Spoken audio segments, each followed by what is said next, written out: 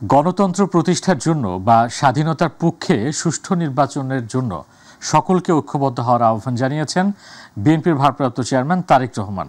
বলেন, দেশের স্বাধীনতা সার্বভৌমত্বে দৃঢ় অবস্থানের প্রতি মানুষের বিন্দুমাত্র পার্থক্য নেই। স্বৈরাচারকে প্রতিহত করতে বিএনপি প্রতিজ্ঞাবদ্ধ। বিকেলে জাতীয় প্রেস ক্লাবে এক মতবিনিময় সভায় ভার্চুয়ালি বক্তব্যে তিনি এসব কথা বলেন। তারেক রহমান বলেন, এই দেশে চরমপন্থা বা মৌলবাদের অভয়ারণ্য আর কোনোদিন পরিণত হতে দেয়া হবে না। ইলিয়াস মাতবরের রিপোর্ট। বিকেলে জাতীয় প্রেস ক্লাবে গণতন্ত্র উত্তরণে কবি সাহিত্যিকদের ভূমিকা ও করণীয় শীর্ষক মতবিনিময় সভা অনুষ্ঠিত হয়। সভায় ভার্চুয়ালি বক্তব্য দেন বিএনপির ভারপ্রাপ্ত চেয়ারম্যান তারেক রহমান। বলেন, দেশের সার্বভৌমত্ব রক্ষায় সকল শহীদদের রক্তের দায় পরিশোধের সময় এসেছে। যে স্বৈরাচারকে বাংলাদেশের মানুষ কিছুদিন আগে বিতাড়িত করেছে, সেই স্বৈরাচারের পুনঃজাগরণ প্রতিহত করতে আমরা প্রতিজ্ঞাবদ্ধ আপনাদেরই মতন। এই দেশকে কোনো চরমপন্থা বা মৌলবাদের অভয়ারণ্য যেন কোনোদিন পরিণত হতে না পারে, সেটিও কিন্তু আমাদের প্রত্যাশা, সেটিও আমাদের লক্ষ্য। বিএনপির ভারপ্রাপ্ত চেয়ারম্যান বলেন, স্বাধীনতার পর থেকে দেশের সকল ক্রান্তি লগ্নে কবি সাহিত্যিকরাই সচেতন করেছেন। পরিপূর্ণতা ঘটেছে ২৪-এর সফল গণ আন্দোলনে, গণ অভ্যুত্থানে।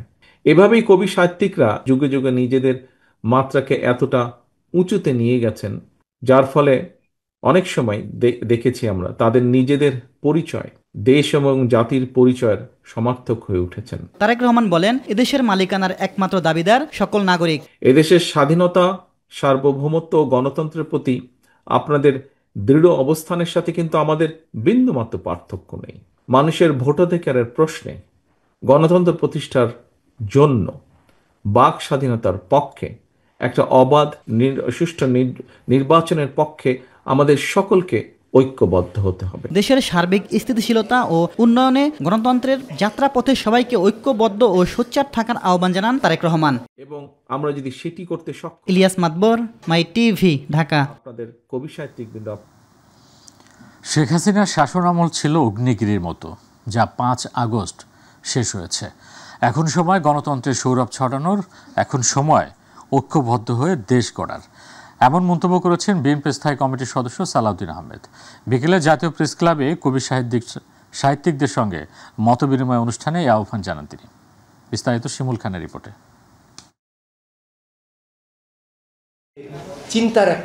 জাতীয় প্রেস ক্লাবে গণতন্ত্র উত্তরণে কবি সাহিত্যিকদের ভূমিকা ও করণীয় শীর্ষক মতবিনিময় সভার আয়োজন করে বিএনপির মিডিয়া সেল।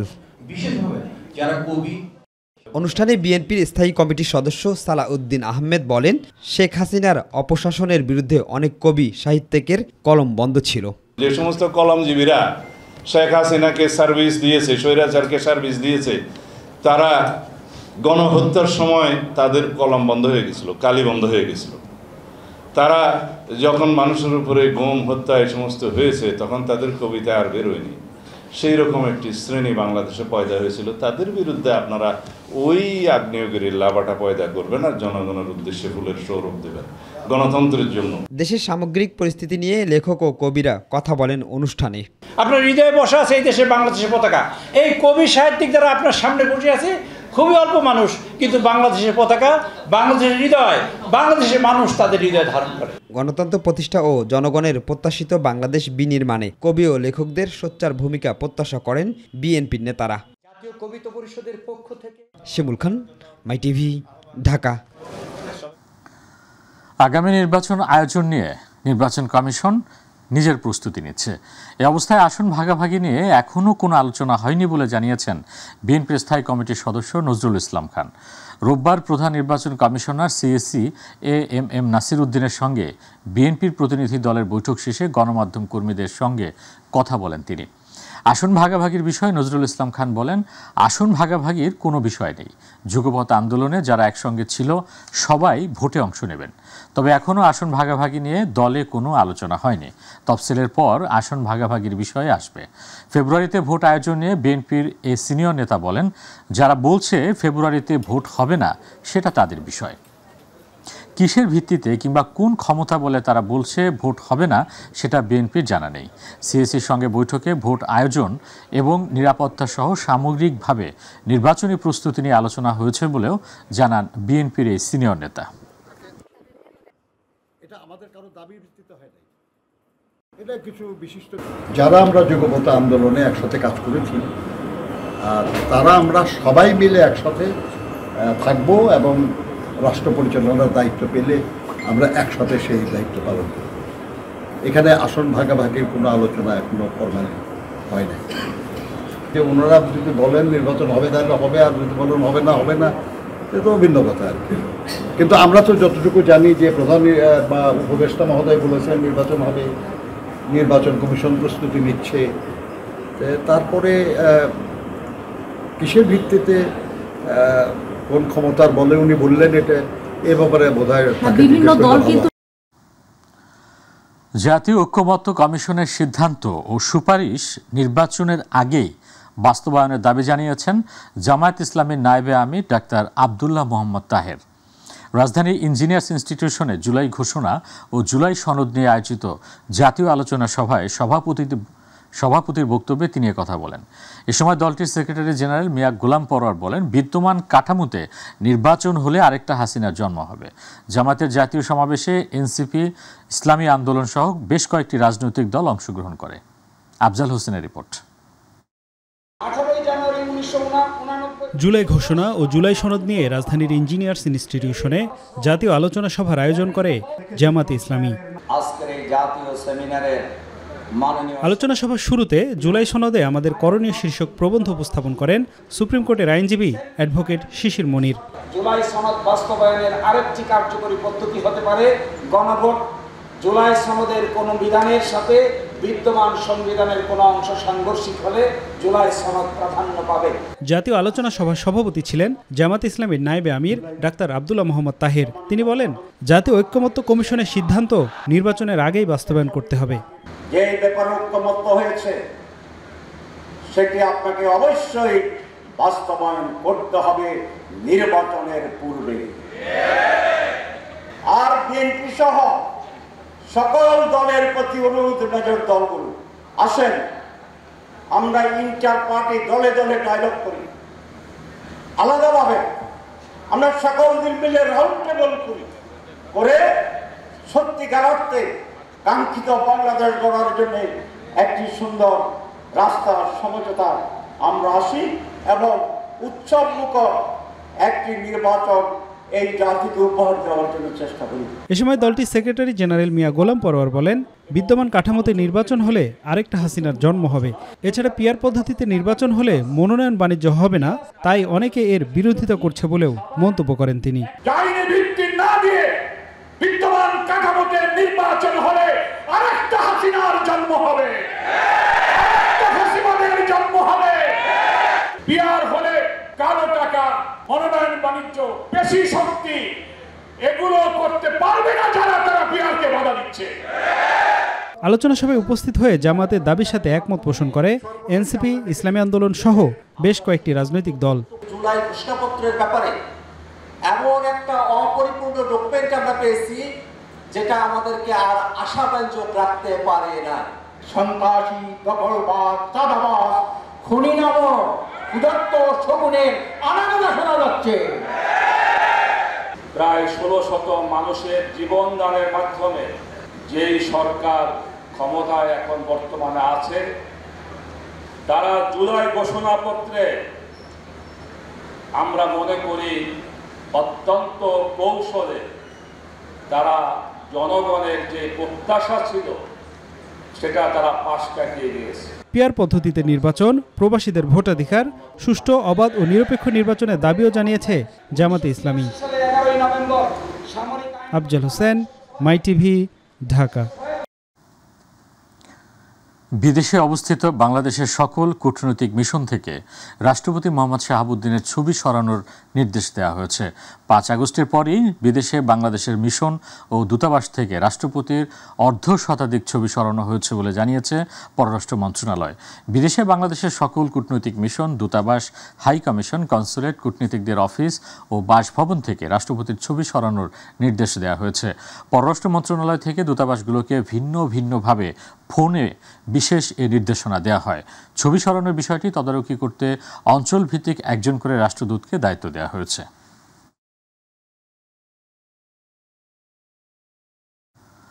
পরিবেশ, বন ও জলবায়ু পরিবর্তন এবং পানি সম্পদ উপদেষ্টা সৈয়দা রিজওয়ানা হাসান বলেছেন, বিদেশের মিশনগুলো থেকে রাষ্ট্রপতি মোহাম্মদ শাহাবুদ্দিনের ছবি সরানোর ব্যাপারে কোনো লিখিত নির্দেশনা আছে বলে তার জানা নেই। দুপুরে সচিবালয় সাংবাদিকদের প্রশ্নের জবাবে তিনি কথা বলেন। সৈয়দা রিজওয়ানা হাসান বলেন, বিদেশের মিশনগুলো থেকে রাষ্ট্রপতির ছবি সরানোর বিষয়ে উপদেষ্টা পরিষদেও কোনো আলোচনা বা সিদ্ধান্ত হয়নি। তবে একটা ছবির সঙ্গে নির্বাচনের কোনো সম্পর্ক থাকতে পারে না বলেও জানান তিনি। নির্বাচন প্রসঙ্গে তিনি বলেন, ফেব্রুয়ারিতে নির্বাচন হবে না, এটি কোনো রাজনৈতিক দলের বক্তব্য। তবে সরকারের অবস্থান হচ্ছে প্রধান উপদেষ্টার ঘোষিত সময় অনুযায়ী ফেব্রুয়ারিতে নির্বাচন অনুষ্ঠিত হবে।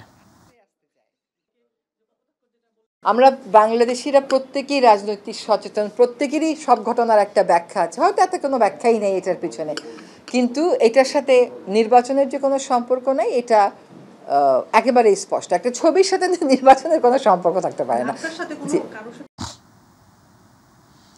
রোহিঙ্গা সমস্যা সমাধানে মালয়েশিয়ার হস্তক্ষেপ চান অন্তর্বর্তী সরকারের প্রধান উপদেষ্টা ডক্টর মোহাম্মদ ইউনূস। মালয়েশিয়া সফরকালে দেশটির রাষ্ট্রীয় বার্তা সংস্থা বার্নামাকে দেয়া সাক্ষাৎকারে একথা বলেন তিনি। সক্রিয় রাজনীতিতে প্রবেশের কোনো ইচ্ছে নেই, এমনকি আসন্ন জাতীয় সংসদ নির্বাচনেও প্রতিদ্বন্দ্বিতার কোনো সম্ভাবনা নেই বলেও জানান ডক্টর ইউনূস। আতিকুর রহমান তিতাসের রিপোর্ট।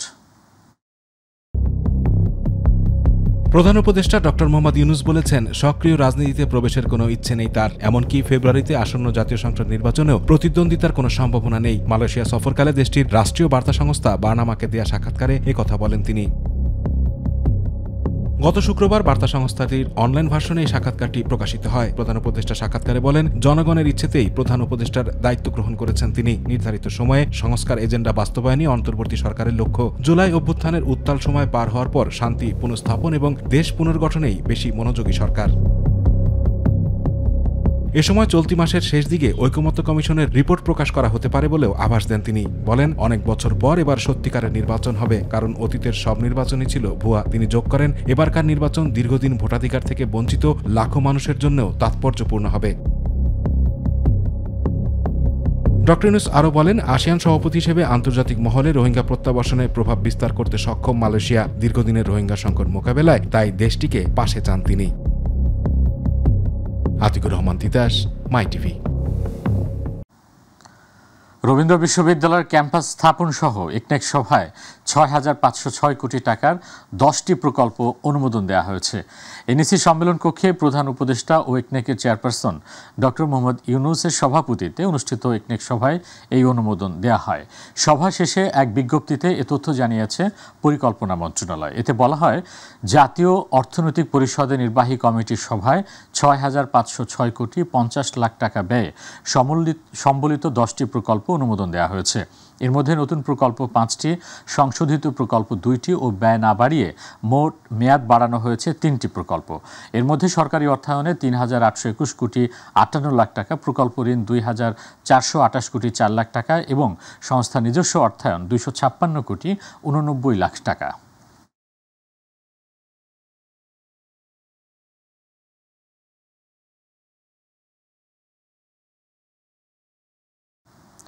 এদিকে প্রধান উপদেষ্টা ডক্টর মোহাম্মদ ইউনূসের সভাপতিত্বে অনুষ্ঠিত একনেকের সভায় রবীন্দ্র বিশ্ববিদ্যালয়ের ক্যাম্পাস অনুমোদনের খবর ছড়িয়ে পড়লে অনশন ভেঙে আনন্দ ও উল্লাস শুরু করেন শিক্ষার্থীসহ শিক্ষক ও কর্মচারীরা। এ সময় অনশনরত শিক্ষার্থীদের পানি পান করান রবীন্দ্র বিশ্ববিদ্যালয়ের প্রো ভিসি ডক্টর সুমন কান্তি বড়ুয়া। সেই সাথে সরকারের প্রতি কৃতজ্ঞতা জানান শিক্ষার্থীসহ শিক্ষক ও কর্মচারীরা।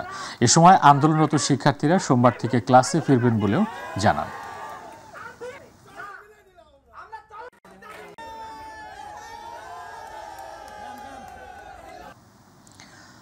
অক্টোবরের প্রথম সপ্তাহের মধ্যেই শেষ হতে পারে শেখ হাসিনার বিরুদ্ধে ট্রাইব্যুনালে চলমান জুলাই অভ্যুত্থানে মানবতা বিরোধী অপরাধের মামলার সাক্ষ্য গ্রহণ।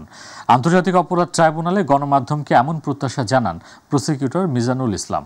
তিনি বলেন, এই মামলায় ৮১ সাক্ষীর মধ্যে ৯ জনের সাক্ষ্য গ্রহণ শেষ হয়েছে। তবে রাজসাক্ষী অন্যতম আসামি চৌধুরী আবদুল্লাহ আল মামুনের সাক্ষ্য গ্রহণ কবে নেওয়া হবে সে বিষয়ে নিশ্চিত করে জানাতে পারেননি মিজানুল ইসলাম। এস এ আরিফের রিপোর্টে বিস্তারিত। জুলাই আগস্ট ছাত্র জনতার অভ্যুত্থানে মানবতা বিরোধী অপরাধের মামলায় ক্ষমতাচ্যুত প্রধানমন্ত্রী শেখ হাসিনা, সাবেক স্বরাষ্ট্রমন্ত্রী আসাদুজ্জামান খান কামাল ও সাবেক আইজিপি চৌধুরী আবদুল্লাহ আল মামুনের বিরুদ্ধে চলছে সাক্ষ্য গ্রহণ। আন্তর্জাতিক অপরাধ ট্রাইব্যুনাল ১-এ এই মামলায় চতুর্থ দিন ৪ জন সাক্ষীর সাক্ষ্য নেওয়া হয়। এ নিয়ে মোট সাক্ষ্য দেন ৯ জন। চতুর্থ দিনে জুলাই আন্দোলনে আহত সবজি ব্যবসায়ী আব্দুস সামাদ সাক্ষী দেন, তুলে ধরেন আন্দোলনে সংঘটিত হত্যাকাণ্ডের প্রেক্ষাপট। এছাড়া খুলনার আহত শিক্ষার্থী নাইম শিকদারও জবানবন্দি দিয়েছেন। এসব ঘটনায় সাবেক প্রধানমন্ত্রী শেখ হাসিনা সহ বেশ কয়েকজনকে দায়ী করে সুষ্ঠু বিচার প্রত্যাশা করেন তারা। তাদের এই ঘটনার জন্য যারা দায়ী, অর্থাৎ সাবেক প্রধানমন্ত্রী শেখ হাসিনা, সাবেক স্বরাষ্ট্রমন্ত্রী আসাদুজ্জামান খান কামাল, পুলিশের আইজিপি চৌধুরী আবদুল্লাহ আল মামুন, সাবেক সেতুমন্ত্রী ওবায়দুল কাদের, তারপরে তালুকদার আব্দুল খালেক, পুলিশ কমিশনার খুলনা, অর্থাৎ যারা এই ঘটনার জন্য দায়ী সকলের বিচার দাবি করেছে। এক প্রশ্নের জবাবে প্রসিকিউটর প্রত্যাশা করেন অক্টোবরের প্রথম সপ্তাহে শেষ হবে এই মামলার সাক্ষ্য গ্রহণ। এই মামলার প্রমাণের জন্য যতগুলো সাক্ষী দরকার ততগুলো সাক্ষী উপস্থাপন করব। আমরা ৮১ জন সাক্ষীর তালিকা এখানে দিয়েছি। আইনে আমাদের অতিরিক্ত সাক্ষী দেওয়ারও সুযোগ আছে। আমরা আশা করছি যে ম্যাটেরিয়াল উইটনেস আয়োর বাদে, অর্থাৎ তদন্তকারী কর্মকর্তা ছাড়া অন্যান্য সাক্ষী আমরা আশা করছি যে আমরা আগামী মাসের মধ্যে, না হলে পরবর্তী মাসের ফার্স্ট উইকে উপস্থাপন কমপ্লিট করতে পারবো। এদিন রামপুরায় কার্নিশে ঝুলে থাকা তরুণকে গুলি ও 2 জন হত্যা মামলায় আনুষ্ঠানিক অভিযোগ দাখিলের কথা থাকলেও আবেদন সাপেক্ষে 1 সপ্তাহের সময় দিয়েছেন ট্রাইব্যুনাল। পরবর্তী তারিখ 25 আগস্ট দিন ধার্য করা হয়েছে। এছাড়া কোনাবাড়ি, যাত্রাবাড়ি ও মোহাম্মদপুরের মামলায় তদন্ত প্রতিবেদন দাখিলের জন্য 2 মাসের সময় দিয়েছেন আন্তর্জাতিক অপরাধ ট্রাইব্যুনাল। এদিন এসব মামলায় আদালতে হাজির করা হয় 15 জন আসামিকে। এস এম আরিফ, মাই টিভি, ঢাকা।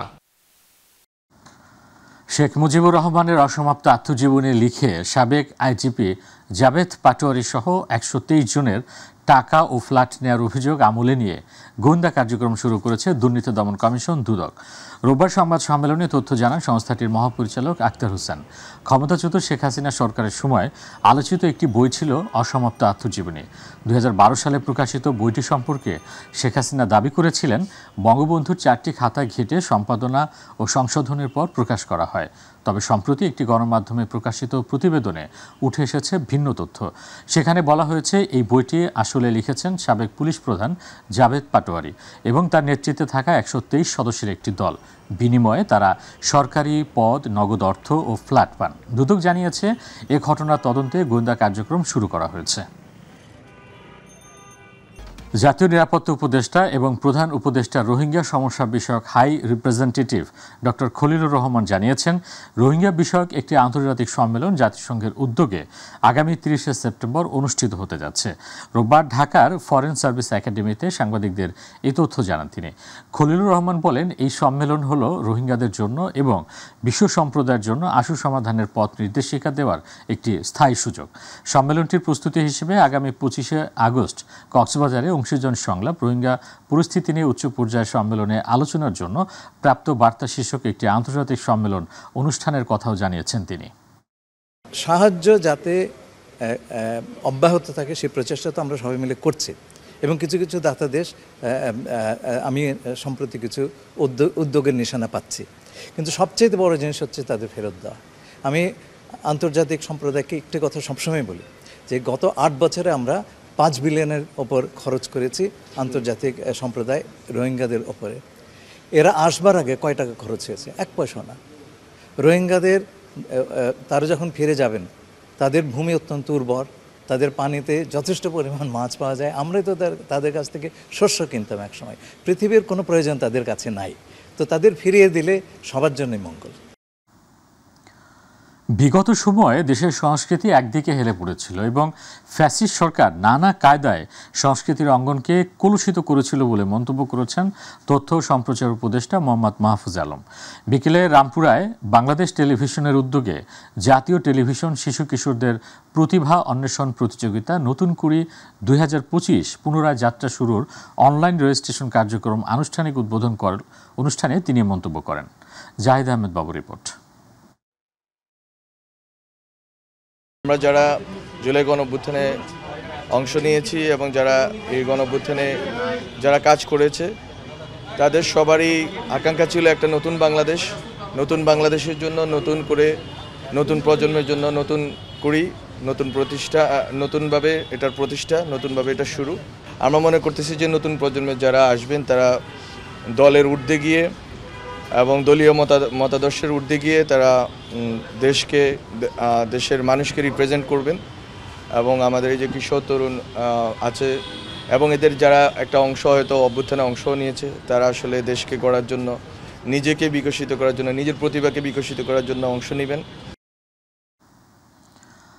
1947 সালে ভারত থেকে আলাদা না হলে কিয়ামত পর্যন্ত আন্দোলন করেও আলাদা হওয়া সম্ভব হতো না বলে মন্তব্য করেছেন ইসলামী আন্দোলন বাংলাদেশের সিনিয়র নায়েবে আমির মুফতি সৈয়দ মোহাম্মদ ফয়জুল করিম। বলেন, নাস্তিক সেকুলাররা ইউনিভার্সিটি দখল করে ফেলেছে, এখান থেকে বের করে আনতে হবে। বিকেলে ঢাকা বিশ্ববিদ্যালয়ের টিএসসি অডিটোরিয়ামে 24-25 সেশনের নবীনবরণ অনুষ্ঠানে তিনি এসব কথা বলেন। ফয়জুল করিম বলেন, কোনো শিক্ষায় মানুষকে আদর্শবান মানুষ তৈরি করতে পারে না, আদর্শবান মানুষ তৈরি করে সোহবাতে। ন্যায়পরায়ণ শাসক না থাকার কারণে আল্লাহ জুলুম চাপিয়ে দিয়েছেন। 47-এ যদি ভারত থেকে আমরা আলাদা না হতাম তা কিয়ামত পর্যন্ত আন্দোলন করতে পারতাম, কিন্তু লাল সবুজের পতাকা উড্ডয়ন করতে পারতাম না। ন্যায়পরায়ণ শাসক না থাকার কারণে আল্লাহ পাক রব্বুল আলামিন জুলুমের পাহাড় আমাদের উপর চাপিয়ে দিয়েছেন। শিক্ষা মানুষকে পরিবর্তন করতে পারে না, মানুষকে পরিবর্তন করতে পারে সোহবাতে। ইসলাম এমন এক জিনিস, সমস্ত ধর্মের ধর্ম পালন করার সুযোগ যেখানে আছে সেটার নাম ইসলাম। ডেঙ্গুতে আক্রান্ত হয়ে 24 ঘন্টায় একজনের মৃত্যু হয়েছে। একই সময় হাসপাতালে ভর্তি হয়েছেন ডেঙ্গু আক্রান্ত 466 জন। রোববার স্বাস্থ্য অধিদপ্তরের সংবাদ বিজ্ঞপ্তিতে তথ্য জানানো হয়। বিজ্ঞপ্তিতে আরও বলা হয়, গত 24 ঘন্টায় মারা যাওয়া একজন পুরুষ, আর আক্রান্ত ব্যক্তিদের মধ্যে 335 জনই ঢাকার বাইরের। চলতি বছর এখন পর্যন্ত ডেঙ্গুতে মারা গেছেন 105 জন, যাদের মধ্যে 62 জন পুরুষ ও 43 জন নারী। দেশের বাজারে দাম স্বাভাবিক রাখতে 5.5 মাস বন্ধ থাকার পর অবশেষে দিনাজপুরের হিলি স্থলবন্দর দিয়ে ভারত থেকে পেঁয়াজ আমদানি শুরু হয়েছে। বিকেলে ভারত থেকে একটি পেঁয়াজ বোঝাই ট্রাক হিলি স্থলবন্দরে প্রবেশের মধ্য দিয়ে আমদানি শুরু হয়। ভারতীয় একটি ট্রাকে 30 টন পেঁয়াজ আমদানি করা হয়েছে। এসব পেঁয়াজ আমদানি করেছেন বন্দরের মেসার্স জগদীশ চন্দ্র রায় নামে একটি আমদানিকারক প্রতিষ্ঠান। পেঁয়াজ আমদানিকারক প্রতিষ্ঠানের প্রতিনিধি রাশেদ ফেরদৌস জানান, দেশের বাজারে পেঁয়াজের দাম নিয়ন্ত্রণে রাখতে সরকার আমদানির অনুমতি দেয়। এরপর আমদানি সংক্রান্ত সকল কার্যক্রম শেষে আজ বিকেল থেকে পেঁয়াজ আমদানি শুরু হয়েছে। আমদানি বাড়লে পেঁয়াজের দাম আরও কমে আসবে। প্রতি টন পেঁয়াজ $250 বা 30,360 টাকা দরে আমদানি করা হচ্ছে। এদিকে হিলি স্থলবন্দর উদ্ভিদ সংবিরোধীর উপসহকারী কর্মকর্তা ইউসুফ আলী জানান, হিলি স্থলবন্দর দিয়ে 5টি প্রতিষ্ঠানকে 30 টন করে মোট 150 টন পেঁয়াজ আমদানির অনুমতি দিয়েছে সরকার। বহুল প্রত্যাশিত ডাকসু নির্বাচনের মনোনয়ন ফর্ম বিতরণ চলবে সোমবার পর্যন্ত। ভিপি পদের জন্য এখন পর্যন্ত 17 জন মনোনয়ন ফর্ম সংগ্রহ করেছেন। অন্যদিকে নারী শিক্ষার্থীদের সুবিধার্থে আরও 2টি ভোটকেন্দ্র বাড়ানো হতে পারে বলে জানিয়েছেন ঢাকা বিশ্ববিদ্যালয়ের ছাত্র সংসদ নির্বাচনের চিফ রিটার্নিং কর্মকর্তা অধ্যাপক ডক্টর মোহাম্মদ জসিমউদ্দিন। সিনেট ভবনে সাংবাদিকদের তিনি এসব কথা জানান। ইলিয়াস মাদবরের রিপোর্ট। দরজায় করা নাড়ছে ঢাকা বিশ্ববিদ্যালয়ে ডাকসু ও হল সংসদ নির্বাচন। এ নিয়ে ক্যাম্পাসে চলছে নানা আলোচনা। নেতা নির্বাচনে এবার ভোটাধিকার প্রয়োগ করবেন 39,775 জন। নির্বাচিতরা দলীয় লেজুর বৃত্তি বাদ দিয়ে সমস্যা নিরসনে কাজ করবেন, এমনটাই প্রত্যাশা করছেন সাধারণ শিক্ষার্থীরা। দলীয় বা লেজুর ভিত্তিক যে ছাত্র রাজনীতি সেটার বাইরে গিয়ে একটা কার্যকর এবং সত্যিকার অর্থে ছাত্র প্রতিনিধিত্বশীল যে ছাত্র সংসদ সেটা কার্যকর হবে। আমরা চাচ্ছি যে ডাকসু নির্বাচনের মাধ্যমে আমাদের এমন কোনো প্রতিনিধি আমরা পাই যে আমাদের দাবিগুলোকে আমাদের প্রশাসনের কাছে, বিশ্ববিদ্যালয় অথরিটির কাছে যারা আসলে পৌঁছে দিতে পারবে, যাতে ছাত্রদের জন্য কাজ করবে, এমন যে উদ্দেশ্যপ্রণোদিতভাবে কিছু করবে এমন না। আমরা চাই যে ছাত্রদের কল্যাণের জন্য, এমনকি যারা আগে থেকেই আমাদের ছাত্রদের সাথে ইনভলভ আছে বিভিন্ন কার্যক্রমে, তাদেরকেই আমরা হয়তো ডাকসুতে হয়তো ভোট দিব বা তাদেরকে আমরা চাইব। ঢাকা বিশ্ববিদ্যালয় হল ও ক্যাম্পাসের সমস্যা নিরসন এবং শিক্ষার্থীদের প্রয়োজনে কাজ করার প্রতিশ্রুতি দিচ্ছেন প্রার্থীরা। নির্বাচিত হলে সর্বোচ্চ চেষ্টা করব যে 1 বেড 1 সিট।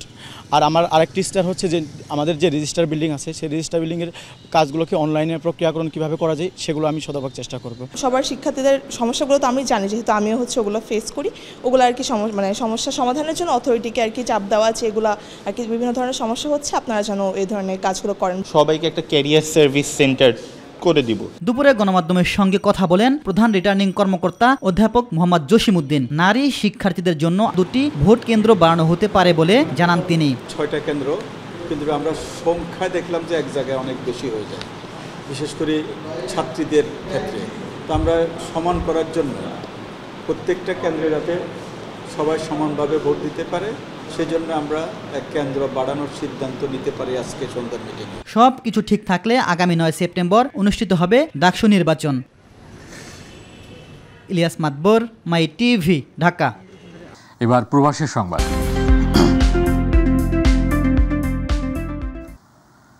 সৌদি আরবের রিয়াদে 3 মাস আগে ব্যক্তিগত গ্রুপিং এবং নারী ঘটিত ব্যাপার নিয়ে প্রকাশ্যে খুন করা হয় এক বাংলাদেশিকে। ঘটনাটি ঘটেছিল রিয়াদের মালাজে। প্রতিনিধি আব্দুল হালিম নিহন জানান, ঘটনার 3 মাস পেরিয়ে গেলেও খুনের সাথে জড়িত মূল আসামিরা এখনও ধরাছোঁয়ার বাইরে রয়েছেন। দিব্যে ঘুরে বেড়াচ্ছেন রিয়াদের আনাচে কানাচে, করছেন প্রত্যেক দিন কোনো না কোনো অনৈতিক কিংবা আইন বিরোধী কাজ। সিসিটিভির ফুটেজে দেখা যায় এই খুনের সাথে সরাসরি যুক্ত ছিল পারভেজ এবং তার গ্যাং। পারভেজ গ্যাং এর অন্যান্য সদস্যদের মধ্যে ছিল সোহান, আতিক, শামীম, আফজাল। তবে সৌদি সরকার বাদী হয়ে 7 জনের বিরুদ্ধে মামলা হলেও গ্রেপ্তার হয়েছে 11 জন। কিন্তু এই 11 জনের মধ্যে অনেক নিরপরাধী রয়েছেন যারা এই খুনের সাথে কোনোভাবেই যুক্ত ছিলেন না বলে অভিযোগ উঠেছে। আর তাই ভুক্তভোগী পরিবার এবং সাধারণ প্রবাসীদের দাবি, রিয়াদ দূতাবাসের হস্তক্ষেপ পেলে এই মামলায় সঠিক তদন্ত করলে আসল অপরাধীরা ধরা পড়বেন এবং নিরীহ যারা তারা ছাড়া পাবেন।